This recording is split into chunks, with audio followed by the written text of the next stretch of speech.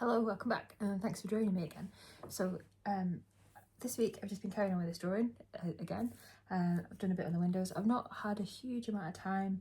I've just been dipping into it about an hour at a time and just cracking on with the windows and this building and the shading. In my head I'd had envisioned getting this done this weekend, but I've not had quite as much time as I thought I would. But I still made progress, and I'm going to show you what I've done, and I'll talk through parts of it as well. And yeah, so not a huge amount to tell you this week. I am starting my master's course tomorrow. So when this video comes out, I will actually have just finished my first seminar for it. So so that's exciting. So that's actually getting ready for that's taken up quite a lot of my week, and working and, you know, exercising and walking Wilbur and life and whatnot. So anyway, so bear with me while and I need to bear with myself a little bit as well, be patient with myself while I just sort of adjust to adding a whole new task into my week every week for the next 2 years, essentially. This master's is going to last 2 years. So just while I figure out timing, I need to have at least like 10 hours, 12 hours minimum drawing time a week. I'm also going to have my coursework, my seminars, as well as my usual work and rest of life as well. So I think I'm just going to need to figure that out for a little while. I'm not currently working towards anything that needs to be finished by a certain time. This I'm very much just drawing for fun. I haven't started any work that I see going towards my master's work yet. I mean, this might end up going towards it, but I doubt it. I just started this for fun. But anyway, I'm not going to talk too much more. I'm just going to show you the drawing that I've done this week, and a little bit talking over it, and then I'm just going to leave it there for this week. So I hope you enjoy, and I'll see you next week for more updates.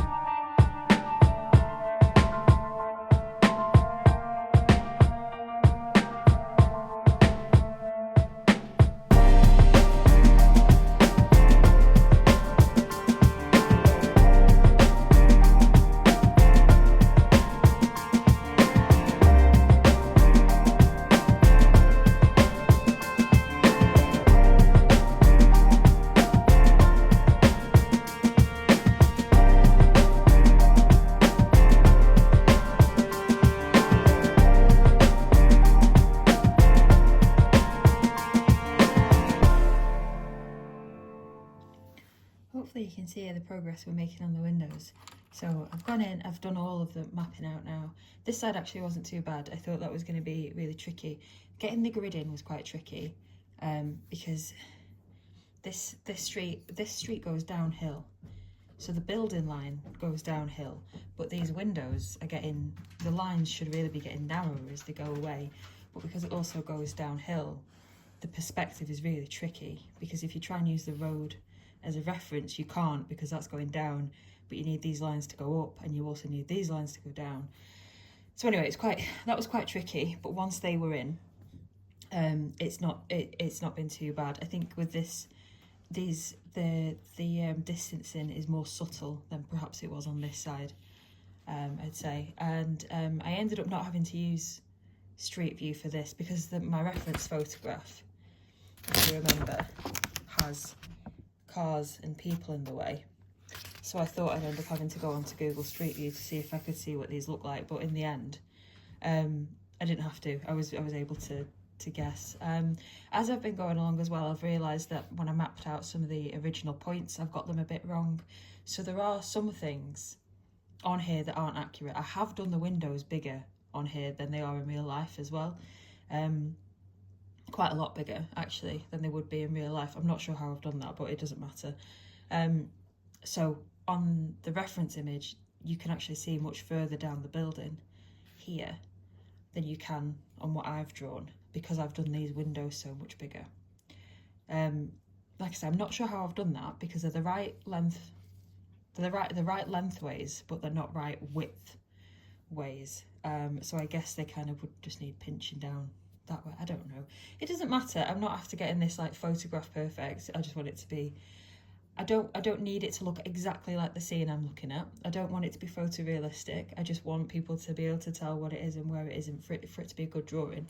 The most important thing really for me is perspective, and that is still accurate at this point, I think anyway. I realised that I'd got this point here wrong. It was way back here, and I realised it needs to be out here. And then I think that's it. I obviously there's other little point I've put in that I've just changed a little bit as well, but I'm really happy with how it's going. I've been working across on the windows, so adding in the shadow and making the windows a bit darker. So I've originally shaded them really light with a 5H, just so they're shaded in, and then I've gone in and done the shadows with a gradually increasing sort of soft Bs. So starting off with a B, then a 2B, and then I've gone right up to a 4B for the darker bits. I'll probably go darker again later on, and I'm just doing the windows first to make sure that they've got good contrast, and then I'm shading in the brickwork with a 5H, and then again going softer to build up the intensity. And you might be able to see it, little areas like this. I've just started to go in a little bit darker. What I'm going to do, I've used this area as almost like a test area for how the rest will work. So I'm just going to go across all of it with, well, I'm going to go and finish off the windows, and then I'll go across with a 5H and do all the shading on the brickwork, and then I'll go and add in all the shading on the brickwork and like the marks and the imperfections on the brickwork as well after that. And after that, I think I'll go up here. You can't see it from there. I'll go up here and work on the bridge next, I think. And then I'll come forward onto the base of the bridge and this brickwork, and then onto the side buildings. Still not yet decided what I'll do on the road. I might still leave it quite big for those. See, the road is quite big. It's like a third of the image. I might leave it quite big. I might cut it off. I've not decided yet still, but that's where I'm up to.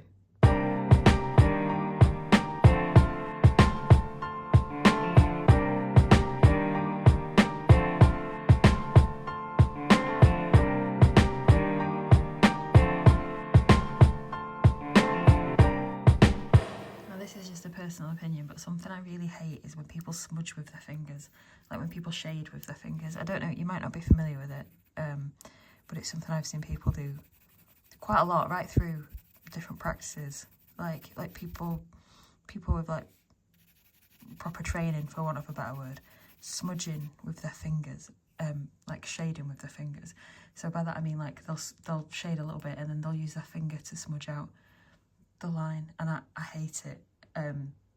That might just be me, other people might not mind it.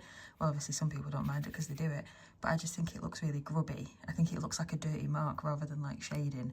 I think people are trying to, when you do that, you're trying to achieve a blended effect, and you can achieve a blended effect the same way by using harder to softer pencils. So if you start shading with a hard pencil really lightly, like I'm doing with 5H here. So this is 5H and this is 5H too. I'm just going back over it and just reshading over and layering, and I will eventually get a slightly harder pencil, a slightly softer pencil, so like a 4H, 2H, H, B, 2B, and go on like that to create the shading I want. You can use a blending tool. I do have one here actually. I've tried using it a few times. That's a blending tool. I've used it on charcoal. I don't like them. I'd rather, with charcoal, blend with your hands. Absolutely. That's what it's designed more for that. I don't think graphite works well being, like graphite pencil, I don't think that works well being blended with your hands. You can do the same thing by just taking your time with pencils. One day I'll go into the differences with that, because I've realised I've said about 3 different things. So you can obviously blend with a pencil when you're using pencils to draw. If you're using charcoal, I'd personally would use my hands, or you can use a blender. I don't like using the blenders. There's nothing wrong with them, I just don't like them. Or you can use, if you've got graphite dust or a graphite stick, again, I'd use my hands over a blender, because that's what it's designed for. Where if you smudge pencil with your hands, it looks, I think, dirty. So perhaps next week I'll take a bit of time to show you the difference and show you what I mean. But anyway, that being said, what I'm trying to say is you can just get the same blending effect if you just very, very lightly you go in, work in layers. What I am doing as well, you might notice, so I shaded this building across, and that's to go in line with the perspective. And what I'm doing for the shadow is I'm shading diagonally or down to add the layering. And so doing a bit of diagonal at first and then downwards. And that's just so that you've got more of a contrast in your layers. If you just go over the same again, it does work, but it just creates a bit of a flat surface. And while it is a flat surface, you want it to feel textured, and you want it to feel, so the light source for this drawing is up there, up in this corner. So you want it to feel like the shadows are stretching from the object rather than in a flat line. So you want it to feel a bit more 3D. So that's why you go against it and layer it in different directions, not just going in the same direction over and over again. And again, when you're shading the base layer, do the base layer in one direction, so that then you've got the opportunity to go and add your blended layers.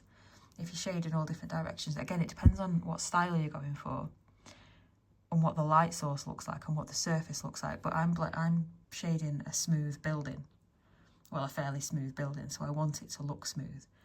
And then I want the shaded layers to bring in the depth and the light source and the texture. I hope that makes some sort of sense. Hopefully you can see it. So yeah, that's going to be it for the week. And I hope you have a good week, and I will see you soon. Bye-bye.